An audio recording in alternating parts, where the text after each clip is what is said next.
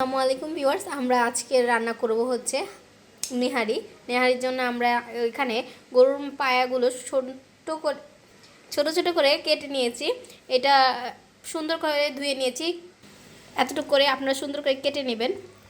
এটা দোকান থেকে ওরা কেটে দেয়, তবুও যদি এটা আপনাদের কোরবানি বা আগের করা ফ্রিজেটরে রাখা হয়, সেক্ষেত্রে আপনারা ভালো করে ধুয়ে পরিষ্কার করে নেবেন। দিব গরম পানি, যাতে কোনো রকমের এই গন্ধ বা কোনো ময়লা না থাকে বা জীবাণু এটা মুক্ত করার জন্য আধা ঘন্টা আমরা গরম পানির মধ্যে এটা রাখবো। এখন আমরা ঢেলে দিব এর মধ্যে গরম পানি।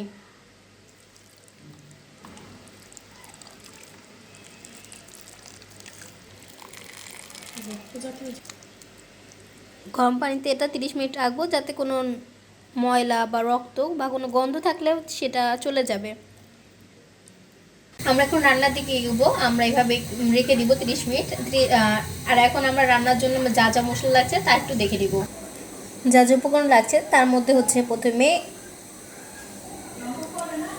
এলাচ, লবঙ্গ, এটা হচ্ছে রাঁধুনি গরুর মশলা, তেজপাতা,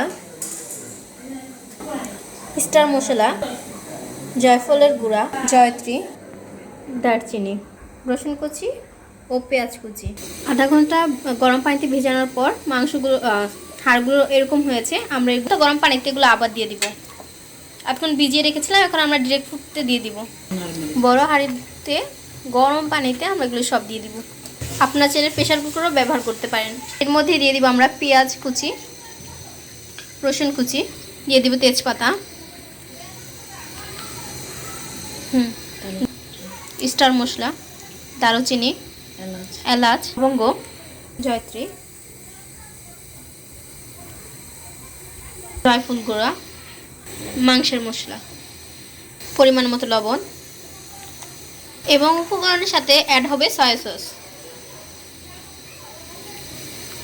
ও আদা রসুন বাটা 1 চামচ। ভালো করে নেড়ে নিব। নেড়ে এটাকে আমরা 3 ঘন্টা এবং কি 4-5 ঘন্টা পর্যন্ত আপনি এটাকে মিডিয়াম আঁচে জাল দিতে পারেন। আমরা এটাকে বিগত 3 ঘন্টা যাবত এভাবে আমরা ফুটিয়ে নিচ্ছি। এটা আরও আমরা ফুটাবো। এটা আমরা যত বেশি ফুটাবো আর মানে যত বেশি জাল দিব, এটা খেতে ততই বেশি সুস্বাদু হবে। এটা হাড়গুলো যাতে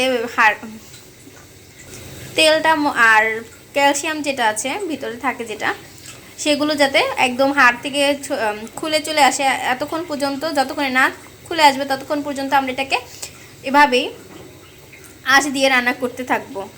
আমরা এটাকে আরও রেখে দিব 2 ঘন্টা। এটাকে আমরা আবার কালকে রান্না করব। মানে কালকে আমরা সেম ওয়েতে এটাকে জাস্ট আরেকটু পানি দিয়ে এটাকে আমরা আরবার জাল দিব, ফুটাবো। এটা 2 দিন আমরা জাল দিয়েছি। এখন হচ্ছে এটা দ্বিতীয় দিন। আরও আপনারা দিতে পারেন যাতে পুরো তেলগুলো একদম হাড় থেকে খুলে যায়। এখন এটা আমরা পরবর্তী স্টেপে চলে যাব। এটা আমরা বাগার দেবো। বাগারের জন্য আচ্ছা, এখন আমরা বেরেস্তা করবো নিহাটি, এর জন্য তেল ঢেলে নিয়েছি। এখন আমরা এর মধ্যে দিয়ে দিব শুকনো মরিচ,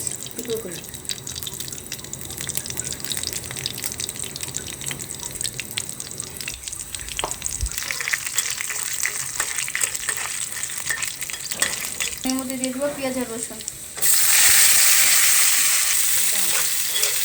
এটা ভালো করে ব্রাউন করে ভেজে নেব।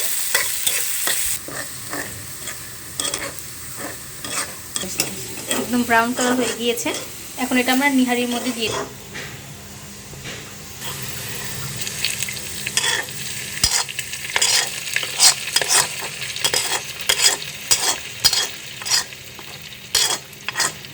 ভালো করে মিক্স করব।